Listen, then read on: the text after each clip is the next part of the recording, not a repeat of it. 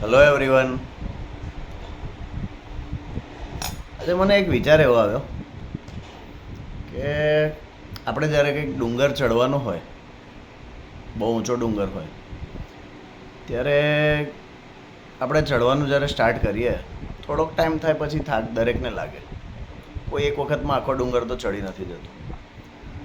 તો આપણે જ્યારે થોડી વખતે ડુંગરને ઉપર જોતા જઈએ ને ચડતા જઈએ, જોતા જઈએ ને ચડતા જઈએ, ત્યારે કદાચ મને એવું લાગે છે કે ડુંગર ચડવા કરતાં એને ઉપર જોઈ જોઈને જ્યારે ચડીએ છે ને, ત્યારે ત્યાં પહોંચવાની જે તાકાત લાગશે કે જેટલું હજુ કરવાનું બાકી છે, એ આપણે જ્યારે વિચારીએ છીએ ને આપણા મનમાં, એના લીધે આપણો થાક કદાચ વધી જાય છે, જેટલો હોય એના કરતાં વધી જાય છે.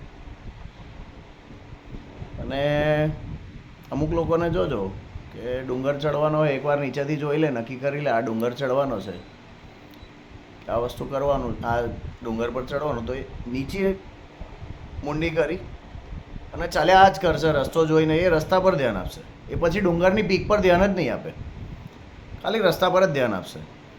અને ધ્યાન એવું આપશે કે બસ ક્યાંથી આગળ નીકળાય, ક્યાંથી આગળ નીકળાય, ક્યાંથી ઉપર ચડાય, ઉપર ચડાય, ઉપર ચડાય. ક્યારેય માણસ ઉપર ચડી જશે ને એને પોતાને ખ્યાલ નહીં આવે, અને એમાં એને થાક ઓછો લાગશે. કારણ કે એણે ઉપર ચડવાની ફિકર કરવા કરતાં રસ્તો ક્યાંથી અને કેવી રીતે કાઢવો એની ઉપર વધારે ધ્યાન આપ્યું છે. લાઈફમાં સક્સેસ મેળવવા માટે બી કદાચ આ જ મંત્ર તો કામ નથી કરતો ને. શાંતિથી વિચારજો. જય શ્રી કૃષ્ણ.